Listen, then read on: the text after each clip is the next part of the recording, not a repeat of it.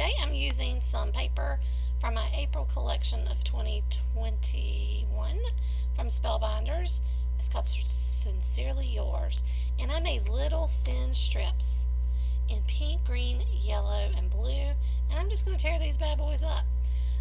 This inspiration came from a scrapbook page I saw, and I thought it was just cute because it's just, I don't know, organic and earthy, and I just loved it so much. If you're new to my channel, welcome. I hope you will enjoy this video.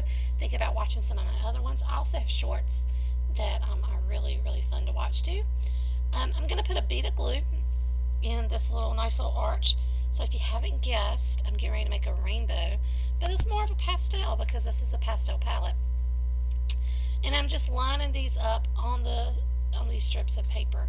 Now, if I had been thinking, because you know me, I don't always plan things out real well, I would have done this on, number one, a lighter weight paper, because this is 110 pound paper, and I probably should have picked 80. And then also I would have made this into a panel, because I'm going to add something in a little bit that's going to be different, but make it a little bit, it's going to make the process a little bit harder because this is so thick. But it did happen, and I still love the results. So I'm going to continue on adding all my different colors and getting my arch. The nice thing about the wet glue is you kind of wiggle everything in place to get it a little bit more lined up, as you see me doing there. Okay. So green, yellow, pink, and I'm just going to add the last one. Pink is the last color. And I really think this is cute. Again, it's very whimsical.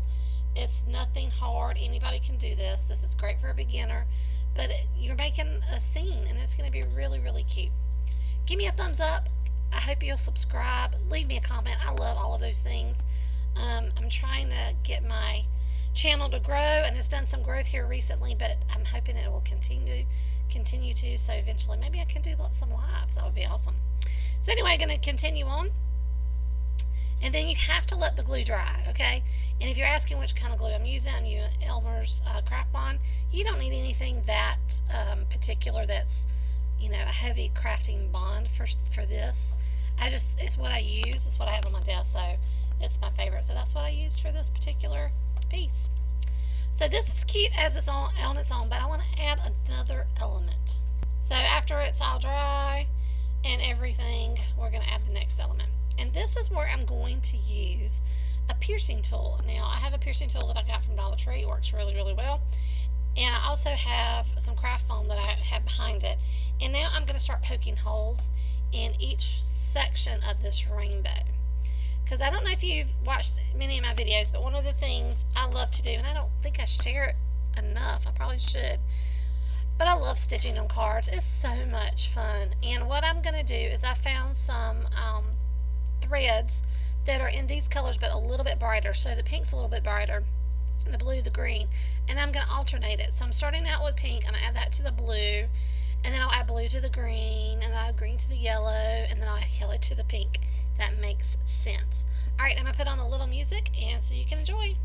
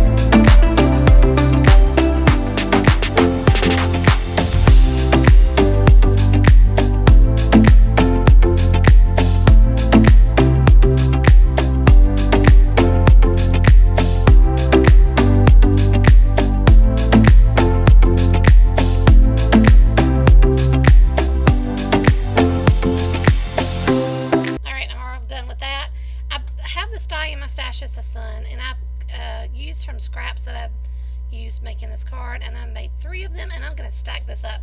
This will give this sun a little bit of dimension, because there's already a lot going on the page as far as dimension with the threading and the torn pieces of paper. And so I thought it just needed something a little heavier, not just, you know, 1 layer. So I ended up making 3. And then on the 3rd layer, well, after all the glue dries and I have all my layers together, I'm going to add just a little bit of color, because this is the same cream colored cardstock that I use for the card base. And the sun is not usually cream colored, so I wanted to change that up. So I'm going to do a little bit of blending on it to make it yellow, and I'm putting in some extra little dots of glue in areas where it wasn't sticking together really well. But again, when you do this, I suggest you let this dry. That's the hardest part for me, is waiting for things to dry. I hate doing that. But anyway, so here I've got some is this fossilized amber? I think it's fossilized amber. And I'm just gonna, like I said, just blend it on. Nothing hard to this. I wasn't taking any care. I wasn't worried about a perfect blend. I just wanted ink on the die cut. And then this is also where my sentiment is going to go. And yeah, good to go. So with my tuxedo memento black go back. So I have my memento black ink that I'm going to, in that tuxedo color, it says, "You inspire me." This is also from a Spellbinders kit. I've gotten a lot of use out of these. You know, I only did 8 months subscription last year, but it has been great. I love the